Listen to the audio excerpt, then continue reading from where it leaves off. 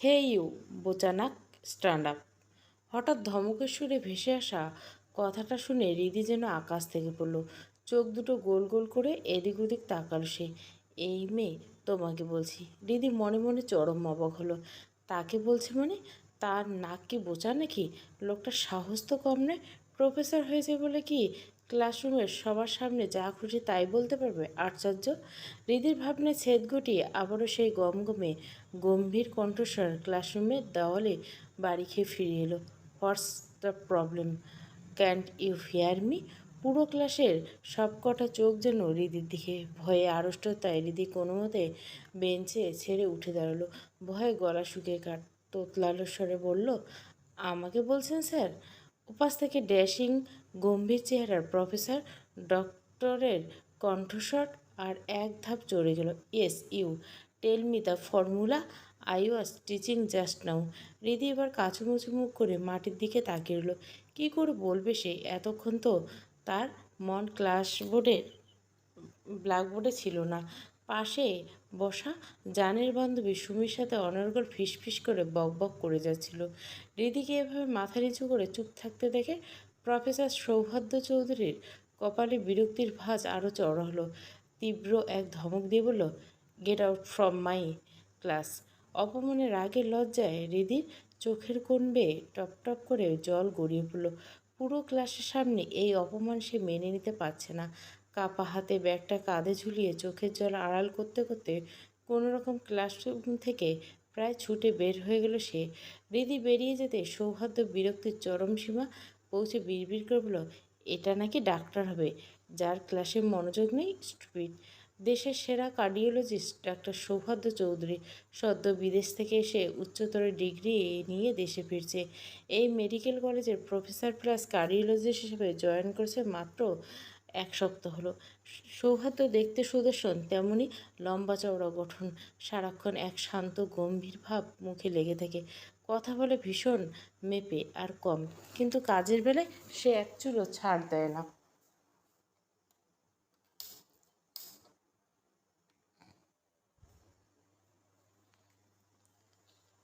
প্রখ্যাত সারহান চৌধুরী ও সাহেদা চৌধুরীর একমাত্র ছেলে সে।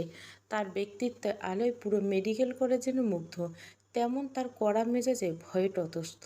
অন্যদিকে হৃদিতা খান, রিদি এই মেডিকেল কলেজের প্রথম বর্ষের এক সাধারণ ছাত্রী। গায়ের রং শ্যামবর্ণ হলেও কী হবে, চোখে মুখে এক অদ্ভুত মায়াবী টান আছে। উচ্চতা কিছুটা খাটো বলে দেখতে ঠিক যেন ছোট্ট একটা মিষ্টি পুতুলের মতো। বাইরে থেকে হৃদিকে চঞ্চল মনে হলো, তার জীবনের পেছনে গল্পটা ভীষণ বেদনার। মাত্র 15 বছর বয়সে দুর্ঘটনায় বাবা মাকে হারিয়ে এতিম হয়ে গেল সে। আশ্রয়হীন হওয়ার উপক্রম হলে বাবার এক পরম বন্ধুর ছেলের সাথে তড়িঘড়ি করে বিয়ে দেওয়া হয়। কিন্তু নিয়তি নিষ্ঠুর পরিহাস, সেই নামমাত্র স্বামী বিয়ের পরপর হৃদির মুখের দিকে না তাকিয়ে পাড়ি জমে বিদেশে। গত 4টা বছর কেটে গেছে। নামমাত্র শ্বশুরবাড়িতে পড়েছে হৃদি, কিন্তু যে মানুষটার নামে কবুল পড়েছে সে মানুষটা এই দীর্ঘ 4 বছরে সে একটিবারের জন্য হৃদির কোনো খোঁজ নেয়নি। স্বামহীন একাকিত্ব আর অবহেলা বুকে চেপে হৃদি স্বপ্ন দেখছে ডাক্তার হওয়ার, কিন্তু আজকের দিনেও শুরুটা তার জীবনের চাকা কোন দিকে ঘুরিয়ে দিবে তা বোধহয় হৃদির এখনও অজানা। দৌড়াতে দৌড়াতে এসে কলেজের মাঠের এক কোণায় জবুথবু হয়ে বসে পড়ল হৃদি। বুকের ভেতর থেকে দলা পাকিয়ে আসা কান্না চেপে রাখতে পারল না সে। দু হাতে মুখ ঢেকে ফুপিয়ে কেঁদে উঠল। পরক্ষণে সুমি হন্তদন্ত হয়ে ছুটে এসে হৃদিকে জড়িয়ে ধরল। ব্যাকুল গলে বলল, আরে বোকা, কাঁদছিস কেন ওভাবে? এই বোকা, বেয়াদব প্রফেসরটা এমনি আস্ত একটা খাবিস। তুই তো কাল প্রথম দিন আসিস নি, আসলে দেখতে কি হম্বিতম্বি না দেখালো। সাহেব আর পিথাকে তো কান ধরে দাঁড় করিয়ে রেখেছিল ক্লাসের মধ্যে। ভয়ে আচরা কলেজে আসেনি। তোকে তো শুধু ক্লাস থেকে বের করে দিছে, এত ভেঙে পড়া কী আছে? হৃদি কোনো উত্তর দিল না। ওনার কোনা দিয়ে চোখের পানিটা মুছে টলমল পায়ে উঠে দাঁড়ালো। সুমির দিকে তাকিয়ে একটা স্লান হাসার চেষ্টা করে বলল, আমি যাই রে সুমি, আজ বাড়িতে অনেক কাজ ফেলে এসেছি। দেরি হলে ছোটো মা খুব বকাবকি করবে। সুমি বিরক্ত মুখ কুচকে বলল, আশ্চর্য হৃদি, তুই নাকি ওই বাড়ির কাজের লোক নাকি রে? তোর সাথে এমন ব্যবহার করে কেন? তোর শ্বশুর শাশুড়ি কিছু বলে না? একটা দীর্ঘশ্বাস বাতাসে মিলিয়ে গেল হৃদির। আকাশের দিকে তাকিয়ে বলল, ওনাদের কোনো দোষ নাই রে সুমি, ওনারা অনেক ভালো মানুষ, ওনাদের জন্যই আমি এতটুকু পড়াশুনো করার সুযোগ পেয়েছি। কিন্তু যৌথ পরিবারে থাকতে হলে তো অনেক কিছু মেনে নিতে হয়। কি অদ্ভুত কপাল দেখ আমার, যার সাথে বিয়ে হয়েছে তার চেহারা পর্যন্ত কোনোদিন চোখে দেখিনি, অথচ দিনরাত শ্বশুর বাড়িতে শুনতে হয় বাড়ির বউয়ের নাকি এমন হতে হয় তেমন হতে হয়। একেই বলে পোড়া কপাল। সুমি স্তব্ধ হয়ে গেল। হৃদির মায়াবী মুখটার দিকে তাকিয়ে তার বুকটা হাহাকার করে উঠল। এমন একটা ফুটফুটে নিষ্পাপ মেয়ের ভাগ্যে এত কষ্ট কেন লিখেছে বিধাতা? সুমির মাঝে মাঝে ইচ্ছে করে হৃদির ওই পলাতক জামাইটাকে খুঁজে বের করে কষো কষো কয়েকটা থাপ্পড় মারতে, কিন্তু ভাবনার মাঝে হৃদি তাকে বিদায় জানিয়ে চলে যায়। সুমি শুধু তাকিয়ে রইল ওর চলে যাওয়া পথের দিকে। কলেজ থেকে ফিরে দম ফেলার ফুরসত পায় না হৃদি। সংসারের সমস্ত কাজ গুছিয়ে রান্না বান্না শেষ করে সবাইকে খাইয়ে দিয়ে যখন নিজের ঘরে ফিরল, তখন শরীর ক্লান্তিতে ভেঙে গেছে। বিছানায় গা এলিয়ে দিতে কখন যে চোখটা লেগে এসেছিল, হঠাৎ ড্রয়িং রুম থেকে ভেসে আসা এক কর্কশ চড়া গলায় হৃদির ঘুমটা ভেঙে গেল। শ্বশুরের গলার আওয়াজ পেয়ে সে তড়বড় করে বিছানা ছেড়ে উঠে দাঁড়ালো। ঘর থেকে দৌড়ে বের হয়ে সিঁড়ির কাছে আসতে তার পায়ের পাতা দুটো যেন মেঝেতে জমে গেল। ড্রয়িং রুমে সোফায় পায়ের উপর পা তুলে আয়েশ করে বসে আছে এক যুবক, আর কেউ নয়, তাদের কলেজের সেই নতুন অহংকারী প্রফেসর সৌহার্দ্য। হৃদি অবাক চোখে দেখল তার শ্বশুর সারহান চৌধুরী, যাকে তীব্র গলায় ধমকাচ্ছেন, সে আর কেউ নয়, এটাই সৌহার্দ্য। অথচ লোকটা কেমন নির্বিকার, যেন এই ধমক এই চিৎকার তাকে স্পর্শ করছে না। পাশে বসে শাশুড়ি সাহেদা চৌধুরী পরম স্নেহে সৌহার্দ্যের পিঠে আর মাথায় হাত বুলিয়ে দিচ্ছেন। বাড়ির বাকি সদস্যরা পাথরের মতো নীরব হয়ে দাঁড়িয়েছে। কী হলো, উত্তর দিচ্ছেন না কেন? সারহান চৌধুরীর আগে চোয়াল শক্ত হয়ে গেল। আজ 1 সপ্তাহ হলো দেশে এসেছো, অথচ বাড়ি ফিরলে না আজ? তুমি কি ভুলে গেছো তোমার একটা বউ আছে? এই বাড়িতে কারো প্রতি তোমার কোনো দায়িত্ব আছে? এতক্ষণ সৌহার্দ্যের নীরবতা ভাঙল। চরম উদাসীন ও ঠান্ডা গলা বলল, সবসময় তোমার ইচ্ছেগুলো আমার উপর চাপিয়ে দেওয়া বন্ধ করো বাবা। আমি এই বিয়ে মানি না। ওই মেয়েকে যদি এই বাড়িতে থাকে তবে ওকে আমার সামনে আসতে বারণ করবে। খুব শীঘ্রই আমি ডিভোর্সের কাজকর্ম শুরু করে দেব। কথাটা বলে সোফা ছেড়ে উঠে সিঁড়ির দিকে হাঁটা ধরল। সৌহার্দ্য উপরে আসতে দেখে রীতি চট করে নিজের মাথায় ওড়নাটা টেনে ঘোমটা দিয়ে রুমে ঢুকে গেল। দরজার আড়ালে দাঁড়িয়ে আর বুঝতে বাকি রইল না এই নাগুচু বেয়াদব লোকটা আসলে তার সেই স্বামী, যে তাকে বিয়ের পর ফেলে চলে গেছিল, আর যার কোনো খোঁজ সে জানতো না। বিছানায় মুখ গুজে হু হু করে কেঁদে উঠল হৃদি। বুকের ভেতরটা চুরমার হয়ে যাচ্ছে। ভাগ্যের কি নির্মম পরিহাস! কলেজে যার কাছে অপমানিত হতে হলো, সেই তার জীবনে অর্ধাঙ্গিনী হওয়ার দাবিদার। হৃদি খুব ভালো করে বুঝে গেল এই কঠিন হৃদয়ের মানুষটা তাকে কোনোদিন নিজের করে মেনে নেবে না। পরদিন ভোর 5টা। প্রতিদিনের অভ্যাস মতো হৃদি খুব ভোরে উঠে নামাজ শেষ করলো। সবার জন্য সকালের নাস্তা তৈরি করে সে ছাদে গেল পানি দিতে। ভোরের স্নিগ্ধ আলোয় গাছে গাছে পানি দিতে দিতে হঠাৎ তার চোখে পড়ল ছাদের এক কোণায় কেউ একজন খালি গায়ে পুশ আপ করছে। ঘামে ভেজা শরীর, পিঠ আর পেশিভুল শরীরের দিকে ভালো করে লক্ষ্য করতে হৃদি চিনতে দেরি হলো না। ব্যক্তি আর কেউ নয়, সৌহার্দ্য। হৃদি ভয়ে আর সংকোচে তাড়াহুড়ো করে নিজের মাথায় ঘোমটা আরও টেনে নিল। কোনো রকম সেখান থেকে পালিয়ে যাওয়ার জন্য যেই না পা বাড়িয়েছে, অমনি পেছন থেকে ভেসে আসলো এক গম্ভীর গমগমে কণ্ঠস্বর। হে ঘোমটা আলী, দের ব্যাটারি দাঁড়াও। গমগমে পুরুষালী কণ্ঠে আচমকা আওয়াজটা কানে আসতে হৃদির পা দুটো যেন মেঝেতে লেপ্টে গেল। বুকটা ধক করে উঠল তার। থমকে দাঁড়িয়ে পড়ল সে। সৌহার্দ্য এক পা করে এগিয়ে এসে হৃদির মুখোমুখি দাঁড়ালো, তবে বজায় রাখলো কিছুটা দূরত্ব। কপাল কুঁচকে তীক্ষ্ণ চোখে হৃদির আপাতমস্তক দেখে নিয়ে কিছুটা তাচ্ছিল্যের সঙ্গে বলল, সার্ভেন্ট। ঘোমটার নিচে হৃদির ঠোঁটের কোণে একটা বিষাদময় ব্যথাতুর হাসি ফুটে উঠল। নিজের বিবাহিত জীবনের প্রথমবার নিজের বৈধ স্বামীর মুখ থেকে পাওয়া প্রথম উপাধিটা কাজের লোক। বুকের এক পলকের জন্য চাবুকের মতো কেঁপে উঠলেও সে নিজেকে সামনে নিল। এই প্রথম স্বামীর বাড়িতে স্বামীর মুখ থেকে কিছু শুনল। তাতে খুশি হওয়া নাকি ভাগ্যকে দোষ দিয়ে কাঁদা উচিত, তা হৃদি বুঝে উঠতে পারল না। সে নিষ্প্রিয় নিঃশব্দে দাঁড়িয়ে রইল। নিজের প্রশ্নের কোনো উত্তর না পেয়ে সৌহার্দ্য বিরক্তিতে আরও এক ধাপ বাড়ালো। বেশ কিছুক্ষণ কপাল কুঁচকে তাকিয়ে সে খিটখিটি গলে বলল, hey girl, don't you have to talk? Riti একটা শব্দ উচ্চারণ করল না। অহেতুক কথা বাড়ির লাভ নেই। সে এই লোকের সাথে কথা বলতে চায় না। তাই সে চলে যেতে যেতে উদ্যত হলো। সৌহৃদ্য পিছন থেকে আবার বলল, হে ঘুমটাওয়ালি দের ব্যাটারি, এক কাপ কফি নিয়ে আসো উইদাউট সুগার। হৃদি পেছনে না দেখে দুদিকে মাথা নেড়ে সায় দিয়ে দ্রুত পায়ে হাঁটা দিল। আর সৌগত ওর যাওয়ার পথের দিকে তাকিয়ে গম্ভীর একজোড়া কুচকানো ভুরু নিয়ে। মেয়েটার আচরণ কেমন যেন অদ্ভুত লাগছে। নিচে নামতে ডাইনিং রুমের দিক থেকে রিমা চৌধুরীর চিৎকার ভেসে আসলো। হৃদিকে দেখে তিনি খেকিয়ে উঠলেন। হা, বারে নবজ্যোতি, আজকে দেখছি সাপের পাঁচ পা দেখেছ? তো জামাই তো কেউ না, আসি মাত্রই ডিভোর্সের কাগজ ধরায় দিছে। তবু এত তেল কেমনে সে?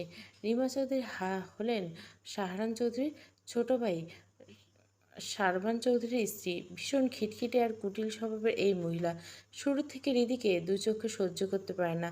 এতগুলো কটু কথার জবাবে হৃদি কোনো প্রতিউত্তর করল না। প্রতিবাদ করার ভাষা সে হারিয়ে ফেলেছে বহু আগে।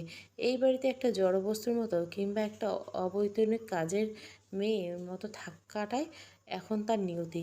একা একটা মেয়ে মানুষ এই সমাজের কিছু হায়নাদের কাছে নিরাপদ না বলে মুখ বুজে পড়ে থাকা। সে চুপচাপ রান্নাঘরে কাজে ব্যস্ত হয়ে পড়ল। একটু পরে বাড়ির সবাই একে একে ঘুম থেকে উঠে পড়বে। তার আগে সব কাজ শেষ করতে হবে, নয়তো আজ মেডিকেল কলেজে ক্লাস মিস হয়ে যাবে। এই বাড়ির বড় বউ অর্থাৎ দিদির শাশুড়ি সাহেদা চৌধুরী বেশিরভাগ সময় অসুস্থ থাকেন। তীব্র ডায়াবেটিসের কারণে শরীর বেশ ভারী হয়ে গেছে। চলাফেরা করতে কষ্ট হয়। তাই তিনি সংসারে এই কাদা ছোটাছুটির মধ্যে থাকেন না। আর সেই সুযোগ পেয়ে বাড়ির উপর রাজত্ব চালায় রিমা চৌধুরী। রীতি তখন আপন মনে রুটি বেলছিল। ঠিক তখন রান্নাঘরে ঢুকলো সাথী। সাথী হলো রিমা বেগমের পুত্রবধূ আরহান চৌধুরীর স্ত্রী। তবে শাশুড়ির মতো সে কুটিল নেই। অতি সাধারণ মধ্যবিত্ত ঘরের শান্ত একটি মেয়ে। হৃদিকে সে নিজের আপন বোনের মতো ভালোবাসে। সাথী মুখে স্লান হাসি টেনে বলল, আজকে একটু দেরি হয়ে গেল হৃদি। সবাই উঠে পড়েছে। আর কত দূর হলো? চল, ভাজিটা আমি করে ফেলি। রুটি বেলতে বেলতে রীতি আলতো হেসে বলল, এই তো ভাবি, প্রায় সব হয়ে গেছে। ভাজি আমি সকালে উঠেই করে রেখেছি। তুমি বাচ্চাদের দেখো, ওরা উঠছে? না রে, ঘুমাচ্ছে। সারা রাত একটু ঘুমাতে দেনে, খুব জ্বালিছে। তাই তো আমার উঠতে দেরি হলো। তোহা আর জোহা সাথীদের বছরের দুটো যমজ সন্তান। ওদের কথা মনে পড়তে হৃদির চোখের মধ্যে মাতৃত্বের এক অদ্ভুত মায়া ফুটে উঠল। সে মুচকি এসে বলল, তুমি গিয়ে ওদের জন্য খাবার বানিয়ে নাও ভাবি, আমি এদিকটা সামলে নিচ্ছি। সাথে জোর করে হৃদির থেকে বেলুনটা কেড়ে নিল। ধুর, তুই যা তো, টেবিলে নাস্তা দিয়ে, বাকিগুলো আমি করে নিচ্ছি। আর তোর আবার কলেজ আছে, লেট হয়ে যাবে। সাথীর জোড়াজুড়িতে হৃদি আর না করতে পারল না। ঘড়ির দিকে তাকিয়ে দেখল সত্যি অনেকটা দেরি হয়ে গেছে। নাস্তার প্লেটগুলো হাতে নিয়ে ডাইনিং টেবিলে আসার সময় হৃদির বুকের ভিতর কেমন যেন দুরু দুরু করছিল। বুক চিরে এক অজানা আশঙ্কা জাগছে। এই বুঝে আবার সৌগতের সামনে পড়ে যায়। প্রবাদে আছে না, যেখানে বাঘের ভয় সেখানে সন্ধ্যায়। প্লেটে টেবিলে সাজিয়ে রেখে হৃদি যেই না দ্রুত পায়ে চলে যেতে নেবে, অমনি পেছন থেকে সৌগতের সেই গম্ভীর গমগমে কণ্ঠস্বর তীরের মতো এসে বিঁধল তার পিছনে। হে স্টুপিড ঘোমটালি, তোমাকে বলেছিলাম না কফি দিতে? হঠাৎ এই মেঘগম্ভীর আওয়াজে হৃদি থমকে উঠল। ভয়ে হাত পা ঠান্ডা হয়ে এল তার। সে জলদি মাথার ঘোমটাটা টেনে মুখটা আরও আড়াল করে নিল। যে মানুষটা প্রথম দেখাতে তাকে বাড়িতে কাজের লোক ভেবে নিয়েছে, তার সামনে কোনোভাবে সে নিজের পরিচয় প্রকাশ করতে চায় না। কিন্তু নিয়তি বড় নিষ্ঠুর। হৃদি পাশ কেটে চলে যেতে সৌহার্দ্য চেয়ার ছেড়ে দাঁড়িয়ে রুক্ষ স্বরে বলল, hey, what's your problem? Why aren't you speak? Are you mute? হৃদির ঠোঁট দুটো ভয়ে জমে বরফ হয়ে গেল। সে যদি এখন একটা শব্দ উচ্চারণ করেনি, আর সৌভাগ্য তার কণ্ঠ চিনিয়ে ফেলে, যদি জেনে যায় যে কাল ক্লাসে যে মেয়েটাকে সে এত অপমান করেছিল সেই তার ঘরে বউ। হৃদি আর এক মুহূর্ত সেখানে দাঁড়ালো না। কোনো উত্তর না পেয়ে ঝড়ের বেগে পাশ কেটে চলে গেল। সৌভাগ্য চরম বিরক্তিতে ভুরু কুচকে দাঁড়িয়ে রইল। বিড়বিড় করে বলল, মিউট মেবি। বউ একটা মেয়েকে বাড়িতে রেখেছে নাকি? নাস্তা আর খাওয়া দাওয়ার পাট চুকিয়ে গিয়ে আজ অনেকটা লেট হয়ে গেছে। তাই তাড়াহুড়ো করে মেডিকেল কলেজের মেইন গেট দিয়ে ঢুকেছিল হৃদি। মাথা নিচু করে হাঁটার কারণে হুট করে সামনে থেকে শক্তপোক্ত চওড়া একটা দেওয়ালের মতো শরীরের সাথে ধাক্কা লাগলো। ভারসাম্য হারিয়ে হৃদি যখন ছিটকে পড়ে যেতে নিয়েছিল, ঠিক তখনই দুটি বলিষ্ঠ হাত অতীব শক্তিতে তার কোমর জড়িয়ে ধরে পতন থেকে রক্ষা করলো। ধক করে ওঠা বুকে রিদি যখন চোখ তুলে তাকালো, তার নিঃশ্বাস আটকে গেল। সৌহদ্য কপাল কুঁচকে তীব্র চোখে তার দিকে তাকিয়েছে। সেই চেনা গম্ভীর গমগমে স্বরে সে বলে উঠল, hey you little trouble queen, চোখ কোথায় রেখে হাঁটো। কথাটা কানে যেতে হৃদির শ্যামবর্ণ মুখটা রাগে আর অপমানে লাল হয়ে গেল। গত দুদিনের জমানো সব রাগ যেন বাঁধ ভেঙে উপচে পড়তে চাইল। এই লোক নিজেকে ভাবে কি? কাল থেকে কখনো বোচানা, কখনো দের ব্যাটারি, আবার কখনো ট্রাবল কুইন। এমনকি নিজের ঘরের স্ত্রীকে সার্ভেন্ট বানাতেও যার বাঁধেনি, সেই নাগুচু বেয়াদব লোকটার উপর হৃদি আর কোনো নিয়ন্ত্রণ রইল না। সে দাঁতে দাঁত চেপে রাগি চোখে তাকে কিরমির করে বলল, আপনি ট্রাভেল কুইন, নিজেকে দেখে হাঁটতে পারে না? সৌহদ্য কিছুক্ষণ অবাক হয়ে কপাল কুঁচকে তাকিয়ে রইল। চোখে মুখে বিরক্তি ফুটিয়ে গমগম স্বর বলল, স্টুপিড, ওটা নট ট্রাভেল কুইন, ওটা ট্রাভেল কিং হবে। এই মাথা নিয়ে কে বলেছে তোমাকে ডাক্তারি পড়তে? সৌহদ্য এমন ঠান্ডা মাথায় তীব্র অপমানে হৃদি এক মুহূর্তের জন্য লজ্জায় কুঁকড়ে গেল। নিজের ব্যাকরণগত ভুলটা বুঝতে পেরে চোখ মুখ খিচে বলল, আপনাকে কেন বলতে হবে? সৌহদ্য এবার সত্যি প্রচুর বিরক্ত হলো। তার শান্ত নিয়মতান্ত্রিক জীবনে মুখে মুখে তর্ক করা, বেশি কথা বলা মানুষ সে একদম পছন্দ করে না। সে এবার বেশ কড়া এবং রাগান্বিত স্বরে শাসন করার ভঙ্গিতে বলে, স্টুপিড, শিক্ষক বাবার সমান হয়, মুখে মুখে তর্ক করবে না। বলে সে হৃদির দিকে এক পলক না তাকিয়ে গটগট করে করিডোর দিয়ে চলে গেল। আর যাওয়ার পথে দিকে রীতি একদম আকাশ থেকে পড়ার মতো হা করে তাকিয়ে রইল। মনে মনে ভাবলো, কি অদ্ভুত লোক রে বাবা, ভালো করে জামাই হয়ে উঠতে পারলো না, তার আগে সোজা বাবার আসনে চলে গেল। সে বিরক্তি আর ক্ষোভে নাক মুখ কুচকে বিড়বিড় করে বলল, নাগুচু বেয়াদব একটা লোক। কিরে জানে মন, কি এত গম্ভীর চিন্তা করছিস?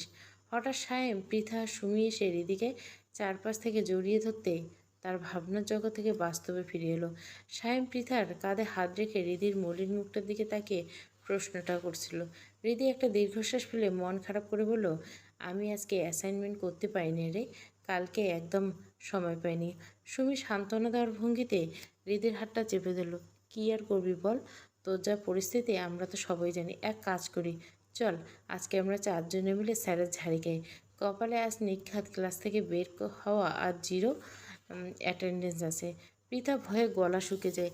এই নতুন প্রফেসর যা স্ট্রিক্ট, আমাদের সহজে ছাড় দেবে বলে মনে হয় না। সুমির কথার মাঝে সায়েম একটু বিজ্ঞের মতো মাথা নেড়ে ফোন করল। আরে বেটা কেমন যেন সারাক্ষণ বৌমারা বিধবার মতো মুখটা কালো করে থাকে।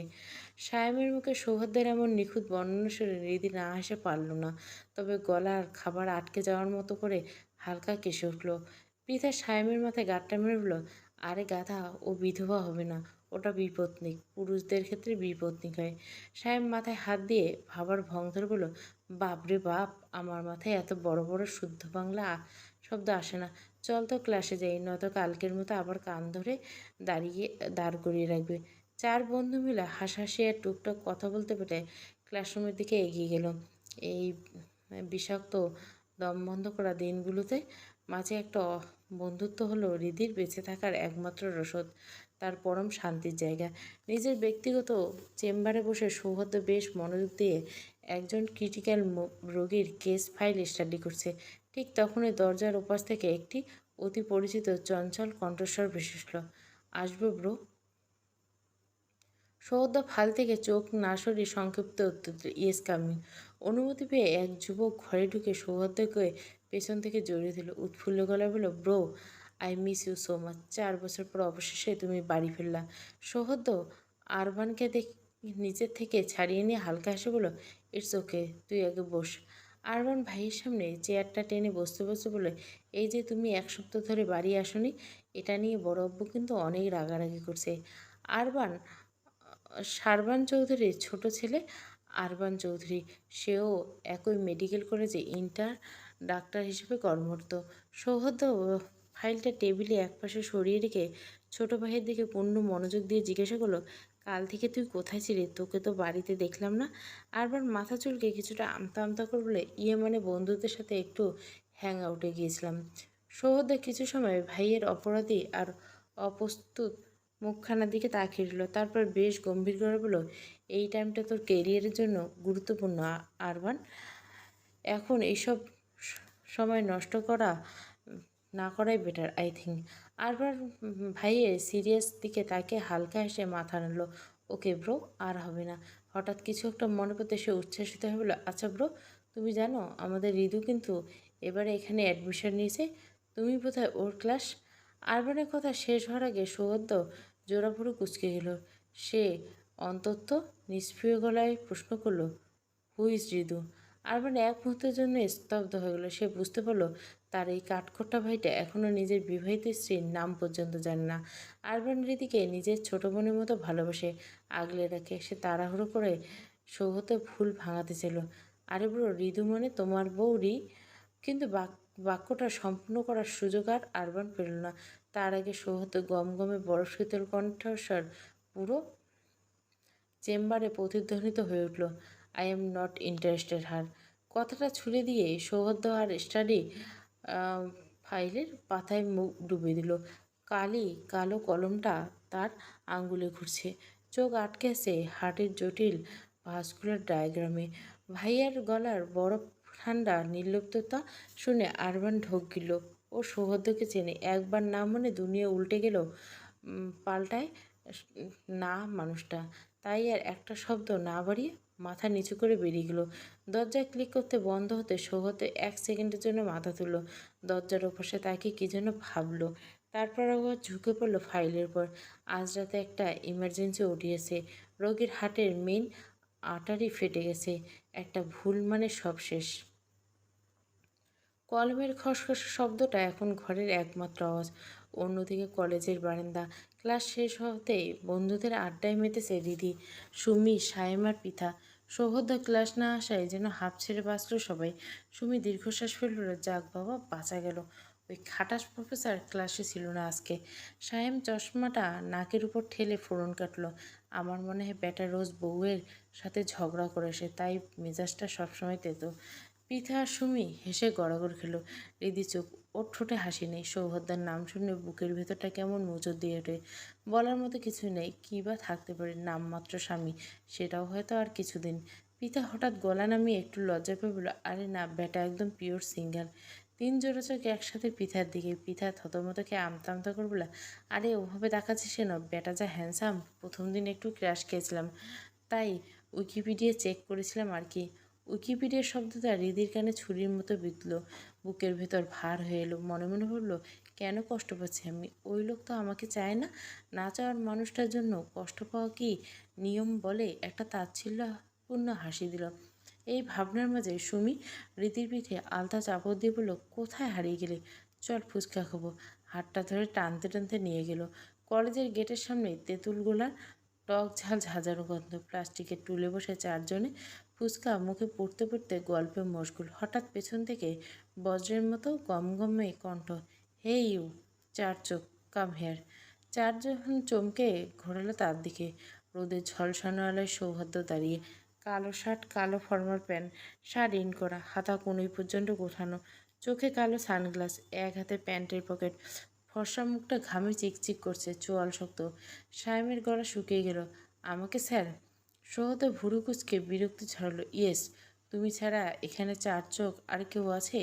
রীতি নাক মুখ কুচকে মুখ ঘুরিয়ে নিল। মনে মনে বলল, বেয়াদব অহংকারী মানুষ, মানুষের নাম ধরে ডাকলে তার জাত চলে যায় নাকি? সায়েম আমতা আমতা করে এগিয়ে গেল, কিছু বলবেন স্যার? তো কিছু না বলে কি তোমার সুন্দর চেহারা দেখার জন্য আনছি? সহোদ্দর গলায় খোঁচা। তারপর একটা মোটা ফাইল সায়েমের দিকে বাড়ি দিল, এটা নাও। অফিস রুমে ডাক্তার সুজন হায়দার আছে, ওকে দিবে, বলবে সৌহদ্দ স্যার দিয়েছেন, গো এহেড। সায়েম দৌড়ে দিতে সৌহদ্দ চোখ তুলে গেল হৃদির উপর। ঠোঁটে লেগে থাকা তেঁতুল দেখে বিরক্তিতে কপাল কুঁচকে এগলো, হে বোচানাক, এসব খাচ্ছ কেন? আনলে ফুড পয়জনিং হবে। হৃদির মাথায় আগুন জ্বলে উঠলো। তেরে গিয়ে বলে, আপনার সমস্যা কি? আমি কি খাবো সেটা আপনি ঠিক করে দেবেন নাকি? Hey rude gal, have you learned anything except argue back? সৌহদ্দার গলাও চড়ে উঠল। দিদি পাল্টা কিছু বলতে দেবে তার আগে সৌহদ্দ একবার ওকে উপর থেকে নিজ অবধি পর্যন্ত দেখে নিয়ে বলে, স্টুপিড, বলে হনন করে হেঁটে চলে গেল। কালো শার্টের পিঠটা রোদে জ্বলছিল। সৌহদ্দ মিলিয়ে যেতে রিদি দাঁতে দাঁত চেপে বিড়বিড় করে বলে, ইংরেজের বাচ্চা, ঘরের বউর খবর নেই, বাইরের মেয়েদের নিয়ে চুলকানি, লুচ্চা ডাক্তার। সুমি রিদির পিঠে হাত রেখে বলে, রিদি এই দেখ তো তোর পেছনে পড়ে আছে কেন রে? পৃথা আঙ্গুলে দাঁত থেকে বলল, আসলেই তো, আমাদের কিছু বললো না, তোকে কেন বললো? ডালমে কুচ কালা হয়। রিদি ওদের ভাবনার মাঝে ব্যাগ থেকে কাজ ঝুলে বলল, তোরা ভাবতে থাক, আমার লেট হয়ে গেছে, আমি গেলাম ভাই। আর পেছনে না তাকে হাঁটা দিল। বিকেল গড়িয়ে সন্ধ্যা। রীতি যখন বাড়ি ঢুকলো পুরো বাড়ি নিঝুম। সবাই খেয়ে দিয়ে হয়তো ঘুম দিচ্ছে। রীতি পা টিপে টিপে হাঁটলো। ছোটো মার সামনে পড়তে চায় না, সামনে পড়লে মহিলা ভাঙা রেকর্ড চালু হবে। ঘরে ঢুকে ব্যাগটা ছুঁড়ে বিছানায় গায়ে এলিয়ে দিতে চোখ লেগে আসছিল।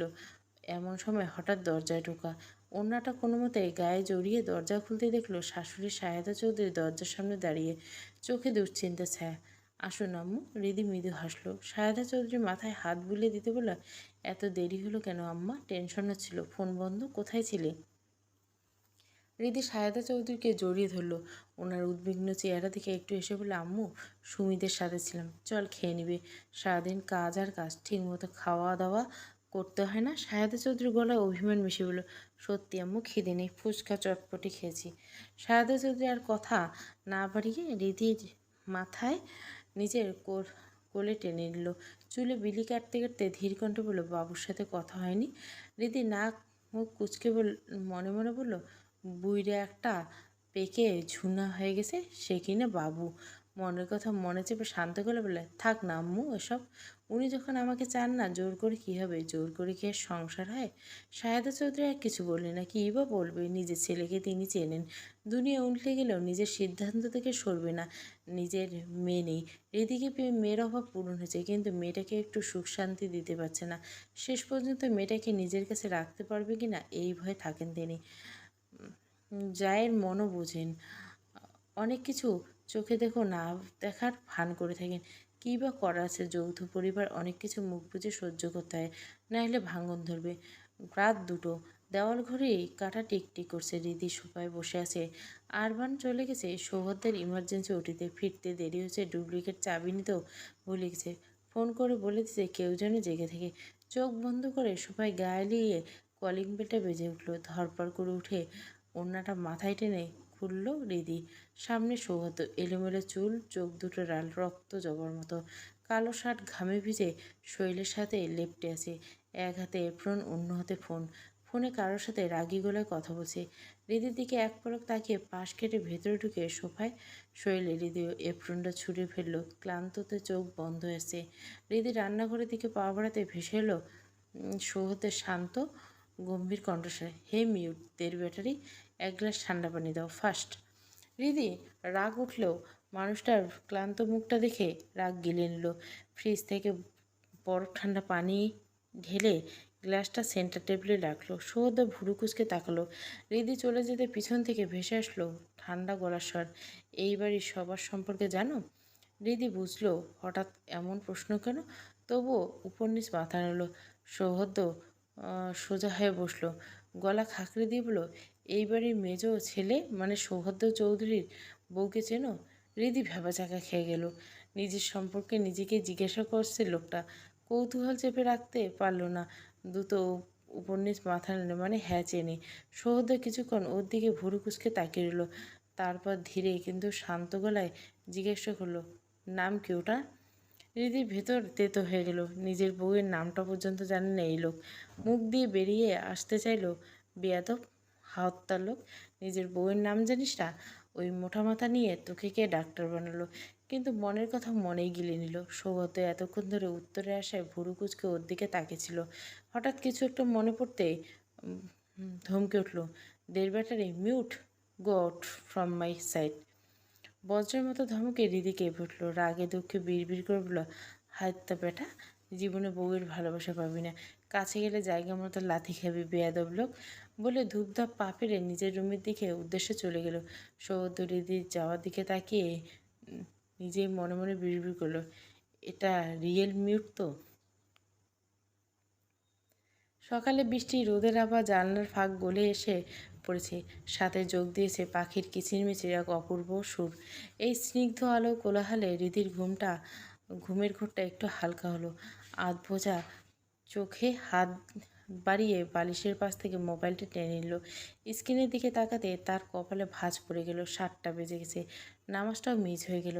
রাতে দেরি করে ঘুমানোর মাসুল যে এভাবে উঠতে হবে কে জানতো। বিছানা ছেড়ে তাড়াহুড়ো করে উঠে শরীরে ওড়নাটা কোনো মতে জড়িয়ে রিদি রান্নাঘরের দিকে পা বাড়ালো। বুকটা ধকপক করছে। রিমা চৌধুরী এখন কি বলবে ভাবতে ভাবতে ভয়ে হাত পা ঠান্ডা হয়ে আসছে। রান্নাঘরে পা রাখলে মশলা ঝাঁঝালো গন্ধ চারপাশে ভরে গেল।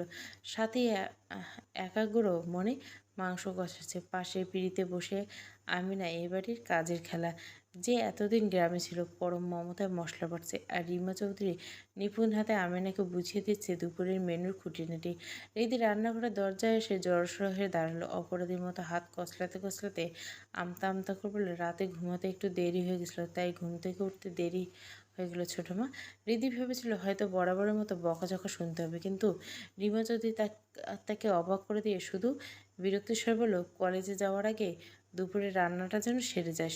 কথাটা বলে তিনি দ্রুত পায়ে সেখান থেকে চলে গেলেন। রিমা চৌধুরী চলে যেতে পরিবেশটা যেন একটু হালকা হয়ে গেল।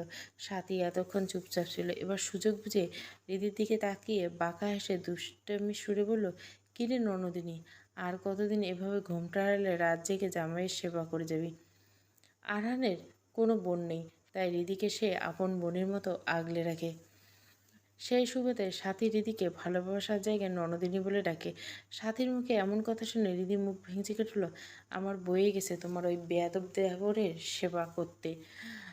কথাটা বলে সে সাথীকে রান্নায় সাহায্য করতে করতে চেয়ে বলল, আমাকে দাও ভাবি, বাকিটা আমি করে নিছি, তুমি বরং টেবিলের খাবার সাজিয়ে দাও। সাথী হেসে বারণ করে দিয়ে বলল, তুই বরং দুপুরের রান্নার বাকি কাজটুকু একটু গুছিয়ে দে, নাস্তা প্রায় শেষ, আমি ওদিকটা সাজিয়ে দিচ্ছি। সাথী ডাইনিং টেবিলের দিকে এগিয়ে গেল। বাড়ির বড়রা ততক্ষণে টেবিলে এসে বসে পড়েছে। রীতি দুই চুলায় রান্না চাপিয়ে দিছে। আমিনা খালা উপর নজর রাখা দায়িত্ব সঁপে দিয়ে ডাইনিংয়ের দিকে ছুটল। এত মানুষের খাওয়া দাওয়া সব গুছিয়ে পরিবেশন করতে করতে এক হিমশিম খেয়ে যাবে। হয়তো বাচ্চারা ততক্ষণে ঘুম থেকে উঠে পড়ছে। ঠিক সেই মুহূর্তে সেই দিকে শোনা গেল হাসি খুশি গলার আওয়াজ শোনা গেল। আরাম তার দুই মেয়েকে দুপাশে বগল দাবা করে নিচে নামছে। ঠিক তার পিছু পিছু নামছে আরবান। রীতি পরিস্থিতি বুঝে দ্রুত এগিয়ে গেল এবং আরহানের কোল থেকে জোহাকে আলতো করে নিজের কোলে তুলে নিল। আরহান মুচকি এসে তোহাকে সাথীর কোলে তুলে দিয়ে নাস্তার টেবিলে বসলো। সাথী আর রিদি দুটো বাচ্চাকে কোলে নিয়ে সবাইকে এটা সেটা এগিয়ে দিছে। আরহান খুব তাড়াহুড়ো করে খেতে দেখে রিদি এগিয়ে গিয়ে পাতে মাংস তুলে দিতে, ভাইয়া আস্তে ধীরে খাও তো, এত তাড়াহুড়ো করছো কেন? আরহান খেতে খেতে বলল, বনু আজ জরুরি মিটিং আছে, তাড়াতাড়ি যেতে হবে, ক্লায়েন্ট অপেক্ষা করছে। এদিকে জোহা রীতির কোল থেকে লাফিয়ে ঝাঁপিয়ে বাবার কাছে যাওয়ার চেষ্টা করছে। আরহান সেদিকে তাকিয়ে একটা দীর্ঘশ্বাস পেল। কী করবে, কাজের চাপে বউ বাচ্চাগুলোকে সময় দিতে পারে না। সকালে বের হয়, রাত 12টায় বাড়ি ফিরে। এত বড় ব্যবসা পুরোটাই তাকে একা সামলাতেছে। দুই ভাই যে পেশা বেছে নিয়েছে তাতে তাদের দম ফেলা ফুরসত নেই। তবুও সৌহার্দ্য দেশে আসার পর থেকে টুকটাক হেল্প করার চেষ্টা করছে। আরবার সময় পেলে আড্ডা দিতে ব্যস্ত। ওদের কথাবার্তার মাঝে সারহান চৌধুরীর স্ত্রীর দিকে তাকিয়ে বললেন, তোমার ছেলে কোথায়, বাড়ি ফিরছে? সায়দা চৌধুরী কিছু বলবে তার আগে রিদি মিনমিন করে বলল, আব্বু উনি রাতে দেরি করে ফিরছেন, মনে হয় ঘুমাচ্ছেন। সারহান চৌধুরী কিছু বলবেন তার আগে সিঁড়ি দিকে ধূপধাপ পায়ের শব্দে সবার চোখ ঘুরে গেল। সৌহার্দ্য নামছে, ঘুম ঘুম চোখ, এলোমেলো চোখ, পরনে কালো টি শার্ট, ফোনে কিছু একটা টাইপ করছে, মুখটা পাথরের মতো গম্ভীর। রিদি এক পলক তাকে দ্রুত মাথার ঘুমটা টেনে রান্নাঘরে এগিয়ে গেল। এই লোকের আশেপাশে থাকলে বুকের ভেতর কেমন তোলপাড় করে। সৌহার্দ্য এসে চেয়ার টেনে বসতে সারহান চৌধুরী গম্ভীর কণ্ঠে বললেন, তোমার সাথে আমার কথা আছে। সৌহার্দ্য প্লেটের নাস্তা নিতে নিতে শান্ত গলায় বলো। সারহান চৌধুরী ছেলের প্রতি ভীষণ বিরক্ত। জন্মের পর থেকে এই ছেলে মুখ পেঁচার মতো করে রাখে, আর কথার মাঝে রসকস বলতে কিছুই নেই। মাঝে মাঝে তিনি ভাবেন ডাক্তারের কথা শুনে ছেলের মুখে মধু না দিয়ে চরম ভুল করেছে, যার মাসুল গুনছে এখন। তিনি নিজেকে স্বাভাবিক করে বলেন, হৃদিতার ব্যাপারে কিছু ভেবেছ? সৌহার্দ্য বাবার দিকে ভুরু কুচকে তাকিয়ে গম গম স্বর বলে, কে হৃদিতা, আর কি ভাববো ওটার ব্যাপারে? এক সেকেন্ডের জন্য সবাই স্তব্ধ হয়ে গেল। এই ছেলে নিজের বউয়ের নাম পর্যন্ত জানে না। আদৌ এমন মানুষ আছে যে নিজের বউয়ের নাম জানে না? সারহান চৌধুরী রাগে গিজগিজ করে বলল, অসভ্য ছেলে, তোমার বউ হৃদিতা, তার কথাই বলছি আমি। সৌহার্দ্য একটু নড়েচড়ে বসে খুব ছোট করে বলল, ও, যেন কারো নাম মনে পড়ছে মাত্র। ছেলের এমন উদাসীন ছোট্ট শব্দ তিনি আরও রেগে গেলেন। তিত্তিরি বললেন, কী সিদ্ধান্ত নিল ওর ব্যাপারে? তুমি কি ওকে ডিভোর্স দিতে চেয়েছো? ডিভোর্স শব্দটা কানে যেতে রিধির বুকটা কেমন কেঁপে উঠল। এতক্ষণ রান্নাঘরের দরজার ওপর সে দাঁড়িয়ে ওদের কথাগুলো শুনছিল। না চাইতে অভদ্র চোখগুলো থেকে এক ফোঁটা জল গড়িয়ে পড়ল। শেষ পর্যন্ত ডিভোর্সি মেয়ের তকমা পেতে হবে ভাবতেই কেমন অজানা কষ্টে বুক চেপে ধরল। এদিকে সৌহদ্দ নির্বাক হয়ে খাচ্ছে, যেন বাবার কথা তার কান পর্যন্ত পৌঁছানি। সারহান চৌধুরীর ধৈর্যের ভাত ভেঙে গেল। উনি চেঁচিয়ে বলেন, কী সমস্যা তোমার? কথা কানে যায় না? উত্তর দিচ্ছ না কেন? সৌহদ্দ বিরক্তিতে কপাল কুঁচকে বাবার দিকে এক পলক তাকিয়ে চেয়ার ছেড়ে উঠতে উঠতে বলল, সেটা সময় হলে দেখা যাবে। আর আমার বউকে নিয়ে তোমার মাথা না ঘামালে চলবে। আমি বুঝে নেব কী করতে হবে ওটাকে। বলে চলে যেতে নিলে চোখ পড়ল রান্নাঘরের দরজায় দাঁড়ানো রিদির দিকে। শেষ দিকে তাকিয়ে চিরচেনা সেই গম্ভীর কণ্ঠে বলল, ইউ দের ব্যাটারি, এক কাপ কফি নিয়ে যাও ছাদে। বলে কোনো দিকে না দেখে সোজা চলে গেল। এদিকে সৌহদ্দের চোখ অনুসরণ করে তাকাতে সবার চোখ ছানা পড়া। আরবান খাওয়া মুখে চিবাতে ভুলে গেল। বেচারা হাসতে গিয়েও বাপ চাচার ভয়ে কোনোরকম চেপে গেল। আরহান প্রচুর বিরক্ত। নিজের বউকে এমন অদ্ভুত নামে কে ডাকে? ভাই তার জানা নেই। সারান চৌধুরী ছেলে যাওয়ার দিকে তাকিয়ে একটা হতাশার নিঃশ্বাস ফেলল। এই ছেলে তার আল্লাহর কাছে অনেক করে চাওয়ার রহমত। বিয়ের পর থেকে শরীরে কিছু জটিলতার কারণে মা হতে পারছিলেন না সায়েদা চৌধুরী। এক প্রকার আশা ছেড়ে দিয়েছিলেন। বিয়ের 7 বছর পর তার ছোট ভাই সারওয়ান চৌধুরী আরহান হওয়ার 2 বছর পর অপ্রত্যাশিতভাবে জানতে পারল তারা মা বাবা হচ্ছেন। তাই তো এই ছেলে ওনার প্রাণ। বেশি ধমকের কথা বললে বুকটা কেঁপে ওঠে। আর তার ফল হিসেবে এত রাগিয়ে জেদি। সবার সামনে এমন অনাকাঙ্ক্ষিত মন্তব্যে হৃদের গাল দুটো টকটকে লাল হয়ে গেল। লজ্জায় তার দৃষ্টি মাটিতে বুকের ভেতর তখন ধকধক করে উঠছে, অথচ করার কিছু নেই। যাকে বলে বেয়াদব লোকের পাল্লায় পড়া। হৃদি এখন ঠিক সেই পরিস্থিতির শিকার। দীর্ঘশ্বাস চেপে লজ্জা শরম একপাশে সরিয়ে সে দ্রুত রান্নাঘরের দিকে পা বাড়ায়। চুলার উপর থাকা তরকারিগুলো নামিয়ে দ্রুত হাতে কফির পানি বসালো সে। ঘড়ির কাঁটার দিকে তাকিয়ে দেখলো অনেক দেরি হয়েছে। তড়িঘড়ি করে কফিটা বানিয়ে এসে আমিনা খালার হাতে ধরিয়ে দিয়ে মিনতি সে বলল, খালা তুমি ছাদে গিয়ে ওনাকে কফিটা দিয়ে আসো তো, আমার কলেজে দেরি হয়ে যাচ্ছে। আমি এখন বেরোচ্ছি বলে কলেজের উদ্দেশ্যে চলে গেল। ওদিকে খোলা আকাশের নিচে ছাদের রেলিংয়ে হেলান দিয়ে দাঁড়িয়েছে সদ্য। হাতে ফোন থাকলেও তার চোখ দরজার দিকে, যেন কারো অপেক্ষায় করছে। কিছুক্ষণ পর যখন আমিনা খালাকে কফির মগ হাতে ঢুকলো, মুহূর্তে সৈয়দের চোখে মুখে একরাশ বিরক্তি ফুটে উঠল। রীতির জায়গায় অন্য কাউকে দেখতে পেয়ে সে ভুরু কুচকে বলল। আমিনা খালা ভয়ে ভয়ে মগটা বাড়িয়ে দিতে সৌহদের তীক্ষ্ণ স্বরে বলল, আপনি কেন? ওই দের ব্যাটারিটা কোথায়? সৌহদ্দের এমন রূঢ় আচরণে আমেনা খালা কিছুটা থতমত খেয়ে গেলেন। আমতা আমতা করে জিজ্ঞেস করলেন, দের ব্যাটারি ক্যাটাস ছোট স্যার? সৌহদ্দ গম্ভীর মুখে শীতল গলায় জবাব দিলেন, কেউ না, আপনি যান। কথাটা বলে সেই কফির মগ টেনে নিয়ে এক চুমুক দিলেন। তারপর দৃষ্টি গেল ছাদের রেলিং ছাপিয়ে বাড়ির মেইন গেট দেখে। কফির তিক্ততা আর মনের ভেতরে জটিল অনুভূতি সব মিলিয়ে মুখটা পাথরের মতো কঠিন হয়ে আছে, যা দেখে বোঝার উপায় নেই মনে কী চলছে। কলেজের করিডোর দিয়ে আপন মনে হেঁটে যাচ্ছিল সুমি। হঠাৎ কারো সঙ্গে প্রচণ্ড ধাক্কা খেয়ে ভারসাম্য হারিয়ে পড়ে যেতে নিলে জোড়া বলিষ্ঠ হাত তাকে টেনে তাড় করল। সুমি চোখ তুলে তাকাতে দেখল সামনে দাঁড়িয়ে আছে দীর্ঘদেহী শ্যামবর্ণের সুদর্শন পুরুষ। লোকটি চোখে চাহেনি যেন সুমিকে গ্রাস করে যাইতে। সুমি গা শিউরে উঠল বিরক্তিতে। সুমি মুখ কুঁচকে ঝাঁঝালো কণ্ঠে বলল, জীবনে কখনো মেয়ে মানুষ দেখেননি এভাবে জাউরার মতো তাকিয়েছেন? অসভ্য ব্যাটা ছেলে একটা। সুজনের মুহূর্তের মধ্যে স্তব্ধ হয়ে গেল। 30 বছর জীবনে যে মানুষটি কোনো নারীর দিকে ফিরেও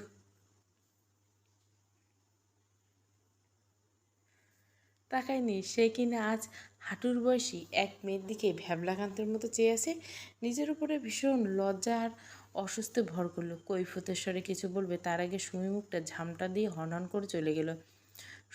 সুজন সুমি যাওয়ার পথের দিকে তাকিয়ে থেকে বিড়বিড় করে বলল, কী বেয়াদব মেয়েরা বাবা! একটু তাকিয়েছি বলে গায়ে ফোসকা পড়েগুলো, ঠিক যেন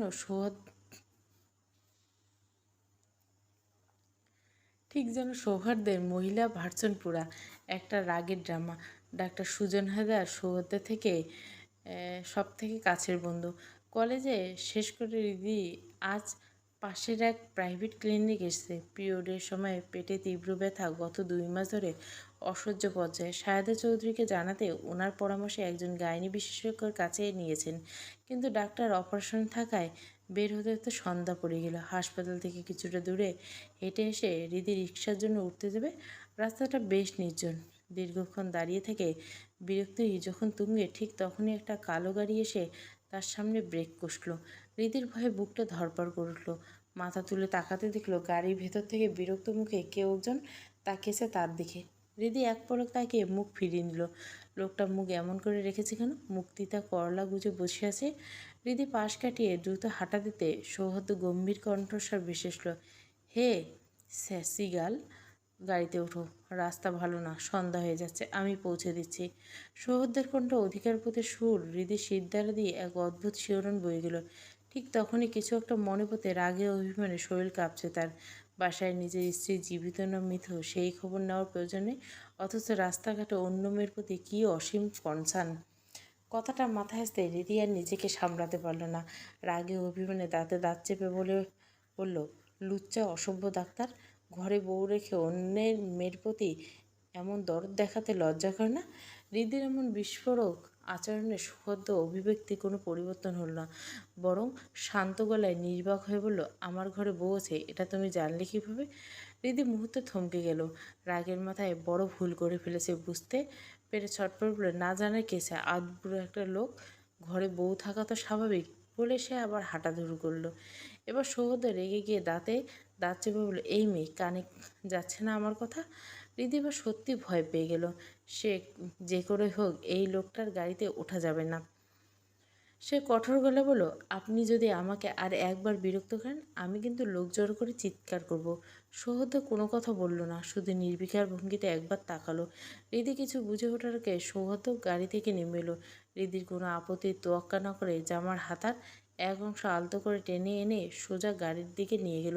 হৃদি কিছু বুঝে ওঠার আগে তাকে গাড়িতে ছুঁড়ে ফেলা হলো মতো বসিয়ে দরজা আটকে দিল। গাড়ির ভেতর পিনপত নীরবতায় ভারী হয়েছে। এসি চললেও রীতি সারা শরীর ঘামে ভিজে যাচ্ছে। একদিকে তীব্র টেনশন, অহেতুক ভয়। এই মানুষের সঙ্গে এক মুহূর্তে থাকা তার কাছে অসহ্য মনে হচ্ছে। যে পুরুষ নিজের ঘরে বৈধ স্ত্রী রেখে অন্য কোনো মেয়ের প্রতি এই বাড়তি দায়িত্ববোধ দেখায়, তার কাছে নিজের পরিচয়টুকু দেওয়া হৃদের আত্মসম্মানে লিখেছে। সৌহদ্দ নির্বিকার ভঙ্গিতে স্টিয়ারিং ধরে আছে, আর দৃষ্টি সামনে পিচ ঢালা রাস্তার দিকে নিবদ্ধ, যেন পাশে বসে থাকা হৃদি তার কাছে কোনো অস্তিত্ব রাখে না। হঠাৎ নীরবতা ভেঙে সৌহদ্দ গলা খাঁকড়িয়ে দিয়ে বলল, কোথায় নামবে, অ্যাড্রেস বলো। হৃদি রাগে অভিমানে গিজগিজ করে বলল, জাহান্নামে নামিয়ে দিন, অসভ্য লোক। সৌহদ্দ এক পলক হৃদির দিকে শান্ত দৃষ্টিতে তাকালো, তারপর সেই ঠান্ডা অথচ গম্ভীর স্বরে বলল, স্টুপিড,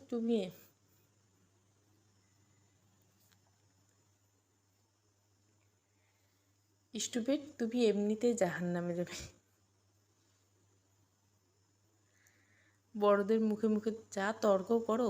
সৌহদ্দ এবার অটল শান্ত ভঙ্গিতে হৃদির ভেতরে জ্বালা আরও বাড়িয়ে দিল। সে ফুঁসিয়ে উঠতে উঠতে বলল, আপনি জাহান্নামে যাবেন, ঘরে আপনার বউ কিন্তু। কথাগুলো তার গলার কাছে আটকে গেল। সৌহদ্দ চাহিনি লক্ষ্য করতে হৃদি শিউরে উঠল। লোকটা এমনভাবে চোখ গরম করে তার দিকে তাকিয়েছে যেন এই মুহূর্তে তাকে গিলে ফেলবে। সৌহদ্দ যতই শান্ত গলায় কথা বলুক না কেন, হৃদি জানে ওই শান্ত রূপের আড়ালে কি ভয়ঙ্কর অগ্নিগিরি লুকিয়েছে। সে নিজেও কখনো না দেখলে বাড়ির সবার মুখে শুনছে, বিশেষ করে আরবান তো সবসময় বলে, সৌহদ্দ রাগ যখন চড়ে তখন সামনে থাকা মানুষটার কী পরিমাণে হবে সেটা খোদ সৌহদ্দ ভুলে যায়। সৌহদ্দের সেই শীতল কিন্তু ধারালো চাহনি থেকে হৃদি আর টু শব্দ করার সাহস পেল না। মনে মনে রাগে ফুসলো, মুখে কুলু বেটে রাখলো। তার এই নীরবতার মাঝে সৌহদ্দ গম গম স্বরে বলল, you will stop sitting there with your mouth shut and tell you where you want to go to get down. Hridi কিছু একটা ভেবে কোনো মতে তোতলামি সুরে সুমিদের বাড়ির ঠিকানা দিয়ে দিল। সুমিদের বাসা থেকে তাদের বাড়ির দূরত্ব 10 মিনিটের পথ। হৃদি মুখে ঠিকানা শুনে সৌদ্দা ভুরু কুচকে তীক্ষ্ণ দৃষ্টিতে তাকালো। Are you sure? রীতির দেখি একটা পুরনো স্বভাব, মিথ্যে বলতে গেলে গলা ধরে যায়, গলায় আটকেছে। সে কাঁপা গলে বলল, জি। সহদে এক পলক রীতির দিকে তাকিয়ে বাঁকা হেসে বলল, তুমি যেভাবে ঠিকানা বলতে গিয়ে কাঁপছো, মনে হচ্ছে তোমার বাবার ঘরে স্মাগলিংয়ের টাকা লুকোনো আছে আর আমি সেটা তদন্ত করতে যাচ্ছি। রীতির আগে তিরতির করে উঠল, দাঁতে দাঁত চেপে বলল, আমার বাবা আপনার মতো অসভ্য ইতর নন। সহজ আর কথা বাড়াল না, বিরক্তি নিয়ে মুখটা কুঁচকে সে বিড়বিড় করে বলল, এই স্টুপিড বোচা নাকটার চেয়ে আমার বাড়ির ওই 1.5 ব্যাটারি মিউটটাই ভালো। গাড়ির গতি কমিয়ে সৌহার্দ্য রিধির দেওয়া ঠিকানায় গাড়ি থামালো। রিধি নামার সময় সাথে সাথে এক মুহূর্ত দেরি না করে টায়ারে ধুলো উড়িয়ে সৌহার্দ্য গাড়ি নিয়ে উধাও হলো। চোখের সামনে থেকে গাড়ি সরে যেতে রিধি বুক চিরে একটা দীর্ঘশ্বাস ফেলল। বুকের ভেতরে জমানো কষ্টগুলো যেন দলা পাকিয়ে আসছে, দম আটকে আসছে তার। কোনো মতে নিজেকে আবেগে সামলে ভারী পায়ে রিধি বাড়ির দিকে হাঁটা দিল। বাড়ির চৌকাঠ পেরিতে রিধির মনে হলো আজ বাড়ির প্রতিটি কোণ যেন অন্য দিনের চেয়ে বেশি সজীব আর কর্মচল। রান্নাঘরের থেকে ভেসে আসছে বাসন মাজার মৃদু টুংটাং, আর রান্নার সুঘ্রাণ জানান দিচ্ছে অন্দরে কোনো বিশেষ আয়োজনে ধুম পড়ছে। কৌতূহল সামলাতে না পেরে রিদি দোতলা দিকে না গিয়ে সোজা রান্নাঘরের দিকে পা বাড়ল। রান্নাঘরে পা রাখতে দেখলো সাথী ভাবি ব্যস্ত হতে হরেক রকমের আয়োজনে ব্যস্ত, আর পাশে আমিনা খালা নিপুণ হাতে মাছ মাংস কাটাকাটি করছে। রিদির দিকে চোখ পড়তে আমিনা খালা মুখে ফুটে উঠল এক চিলতে মায়াবী হাসি। পরম শ্রেণী বলল, আইয়া পড়ছো ছোটো আম্মা? আমিনা খালার এই অকৃত্রিম সম্বোধনে রিদি এক টুকরো স্লান হাসি দিল। সাথীর পাশে গিয়ে দাঁড়িয়ে একটু কৌতূহলী স্বরে সে জিজ্ঞাসা করলো, হঠাৎ রাতে এত আয়োজন কেন ভাবি? বিশেষ কেউ আছে? সাথী ব্যস্ততার মাঝে মিষ্টি হেসে জবাব দিল, আসবে মানে? এসে গেছে তো। সৌহার্দ্যের লন্ডনে ছোটো খালা এসেছেন তার মেয়েকে নিয়ে। আজ রাতে এখানে থাকবে, কাল গ্রামে রওনা দিবেন। রিদি ব্যাগপত্র একপাশে রেখে চুপচাপ সাথীকে সাহায্য করলো। কাজের মাঝে হঠাৎ সাথীর নজর পড়ল হৃদির বিষণ্ণ মুখটার দিকে। এক মুহূর্তে থমকে গিয়ে আলতো করে হৃদির মাথায় হাত বুলিয়ে পরম মমতা নিয়ে বলল, কী হয়েছে আমার বোনটার? আমায় বলবি না? হৃদি গলার কাছে জমে থাকা কান্না দলাটা জোর করে গিলে ফেলল। হাসির আড়ালে কষ্টটা ঢাকার প্রাণপণ চেষ্টা করলো। কিছু বলল না। শরীরটা আজ বড্ড নিস্তেজ লাগছে, তাই দুর্বল লাগছে। সাথে কিছুক্ষণ চুপ থেকে ইতস্তত বলল, রিদি এভাবে আর কতদিন চলবে? সামনে যাও, কথা বল, পরিস্থিতিটা ঠিক করার চেষ্টা তো কর। সাথে কথাগুলো রিদির বুকের ভেতর একরাশ দীর্ঘশ্বাস বেরিয়ে এলো। সে মনে মনে বলল, যে মানুষটা একবারের জন্য আমার খোঁজ নেওয়ার প্রয়োজন মনে করেন, তার সামনে আমি কেন বেহায়ের মতো গিয়ে দাঁড়াবো? সে আমাকে চায়নি, তার প্রতি আমার কোনো চাহিদা নেই। সাথে আড়ালে চোখের কোণে জমে থাকা জলটুকু দ্রুত মুছে কাঁপা কাঁপা গলায় বলল, ভাবি আমি একটু ফ্রেশ হয়ে আসছি, তারপর তোমাকে হেল্প করছি। শরীরটা বড্ড ম্যাচ ম্যাচ করছে। সাথেই মাথা নাড়িয়ে সায় দিল। একার পক্ষে এত কাজ সামলানো তার জন্য কঠিন, তার উপর বাচ্চাদের কান্না যে কোনো সময় শুরু হবে। নিজের ঘরে ঢুকে রিদি ব্যাগটা কোণে ছুঁড়ে ফেলে উবুর হয়ে বালিশে মুখ গুজে কান্না খুলে দিল। অযোধ্যারায় কান্না নামে বালিশটা ভিজে একাকার। নিজের কষ্টগুলো কতকাল চেপে রাখা যায়। সৌভাগ্য যদি কোনোদিন তাকে স্বীকৃতি না দিত, হয়তো রিদি এতটা কষ্ট পেত না। কিন্তু সৌভাগ্য অন্য কোনো নারীর প্রতি যতটা কনসার্ন, সেটা ভেবে রিদির বুকটা ভেঙে যাচ্ছে। এটা বড় অদ্ভুত এক যন্ত্রণা। সৌভাগ্য তা আর জানে না যে মেয়েটাকে সে আগলে রেখেছে সে আসলে তার অদেখা স্ত্রী। কথাটা ভাবতে রিদির বুকটা হাহাকার করে উঠল। সৌহদ্দিকে একবারও ভাবত না রিদির একটা খোঁজ নিতে। নিজের উপরে এক ধরনের তাচ্ছিল্য মিশ্রিত হাসি আসলো রিদি। তার মতো পোড়া কপাল হয়তো পৃথিবীতে খুব কমই আছে। কিশোরী বয়সে যখন পৃথিবীটা নতুন করে চেনার কথা, তখনই আপনজন হারিয়ে নিঃস্ব হলো। বিয়ে অর্থ বোঝার আগে জীবন জড়িয়ে গেল এক পাষাণ মানুষের সাথে, যে কিনা তার মুখটা দেখার প্রয়োজন মনে করেনি। রিদির মনে হলো জীবনের এই ধূসর পথটা যেন শেষ হওয়ার নেই, অতীত। সেদিন ছিল রিদির এসএসসি পরীক্ষার ফলাফল। সবে 15তে বাবা মার প্রথম সন্তান, আদরের সন্তান হওয়ার সুবাদে কিছুটা কম বয়সে শখ করে স্কুলে ভর্তি করে দিয়েছিল মা মালিয়া খান। সকাল থেকে এক অদ্ভুত উত্তেজনার টেনশনে বুক দুরুদুরু করছিল তার। কী হবে ফলাফল? রিদির বাবা আকরাম খান পুলিশের ডিএসপি ছিলেন। বাবার ঘরে ঢুকতে রিদি তার পাশে গিয়ে বসল। কিছু একটা বলতে চেয়েছিল, কিন্তু বাবা তখন ফোনে জরুরি কাজে ব্যস্ত। অগত্যা বাবার দিকে তাকিয়ে গালে হাত দিয়ে মুখ ফুলিয়ে বসে রইল মেয়েটা। কিছুক্ষণ পর আকরাম খান ফোনে কথা শেষ করে মেয়ের দিকে তাকিয়ে স্নেহের সুরে বলল, কী হয়েছে আমার মামুনিটার? এখন চুপচাপ ছেড়ে বসে আছো কেন? খুব টেনশন হচ্ছে? রিদি বাবার দিকে তাকিয়ে মিষ্টি করে হাসলো। বাবার হাত ধরে আবদার করলো, বাবা আমার রেজাল্ট যদি ভালো হয় তবে আমাকে পার্কে নিয়ে যাবে? মেয়ের সেই নিষ্পাপ হাসি দেখে আকরাম খান কাজে থাকা সত্ত্বেও না করতে পারলেন না। মাথায় হাত বুলিয়ে দিয়ে বললেন, ঠিক আছে যাব, তবে পার্কে না, আজ তোমাদের রেস্টুরেন্টে নিয়ে যাবো, চলবে? রিদি খুশিতে আত্মহারা হলো। পাক্কা চলবে। ছোট থেকে রিদি অনেক বুঝদার, কখনোই কোনো কিছু নিয়ে অহেতুক বায়না করে না। তাই বাবার কাছ থেকে এমন উপহার পাওয়া তার জন্য ছিল দারুণ কিছু। ফলাফল সন্তোষজনক, জিপিএ 5-এ পেলে খুব কাছাকাছি। সন্ধ্যায় আকরাম খান, স্ত্রী মালিয়া, রিদি আর ছোট বোন 7 বছরের রিদাকে নিয়ে গেলেন রেস্টুরেন্টে। খাওয়ার পর, আনন্দের পর ফেরার পথে গেল রিদি মায়ের চাচাতো বোনের সাথে। তিনি রিদিকে দুদিনের জন্য তাদের বাসায় নিয়ে যাওয়ার বায়না ধরলেন। আকরাম খান শুরুতে রাজি না হলেও শেষ পর্যন্ত তার জোরাজুরিতে রাজি হয়। রিদি খালার সাথে যাওয়ার কিছুক্ষণের মধ্যে খালা তাকে পুনরায় দ্রুতগতিতে ফিরে নিয়ে এলেন তাদের নিজের ফ্ল্যাটে। খালার গম্ভীর এবং চিন্তিত মুখ দেখে রিদির বুকটা অজানা আশঙ্কায় কেঁপে উঠল। তবু কিছু না বলে সে খেয়াল করলো ফ্ল্যাটে প্রবেশ করতে, কিন্তু ড্রয়িং রুমে দরজার কাছে গিয়ে থমকে দাঁড়িয়ে চোখের সামনে যা দেখলো তাতে রীতি চিৎকার করার শক্তিটুকু হারিয়ে ফেল। তার বাবা মা আর আদরের ছোট বোন হৃদয়ের রক্তাক্ত নিথর শরীরগুলো পড়েছে। এই দৃশ্য সহ্য করার মতো ক্ষমতা তার ছিল না। যেন চোখের জল শুকিয়ে পাথর হয়ে গেল। ঠিক তখনই তার বাবার বন্ধু শারহান চৌধুরী আর তার স্ত্রী সায়রা চৌধুরী সেখানে প্রবেশ করলেন। অ্যাক্সিডেন্টের খবর শুনে ছুটে এসেছিলেন তারা। হৃদির বিধ্বস্ত অবস্থা দেখে সায়রা চৌধুরী দ্রুত এগিয়ে এসে মেয়েটাকে নিজের বুকে আগলে নিলেন। শারহান চৌধুরী যখন ওদের সব দায়বদ্ধতা চুকে হৃদিকে নিয়ে ফিরে এলেন, তখন চারপাশটা বড় নিস্তব্ধ। ছোট মেয়েটাকে কোথায় কার কাছে রেখে এসতেন তিনি? আপন বলতে বিদেশে থাকা ওই ফুপু ছাড়া পৃথিবীতে যে আর তাদের কেউ নেই। সেদিন সৌহার্দ্য 2 দিন পর রাত 11টার দিকে বাড়ি ফিরল। ঘরের চৌকাঠ পেরোনোর পর তার কানে এলো চাপা কান্নার সুর। শব্দটা খুব করুণ, যেন এক চিলতে বুক ফাটা আর্তনাদ। সৌহার্দ্য থমকে দাঁড়িয়ে একটু ঘুরতেই দেখলো ঘরের মেঝেতে পুতুলের মতো ছোট্ট একটা মেয়ে বসে আছে। মাথায় ঘোমটা না, মুখটা ঠিক বোঝা যাচ্ছে না। তাকে ঘিরে এসে বসেন মা, বাবা, চাচি, সবার চেহারা এক গম্ভীর বিষাদ। সহজ জিজ্ঞাসা দৃষ্টিতে মায়ের দিকে তাকাতে সায়দা চৌধুরী একে একে সব বলে ফেলেন।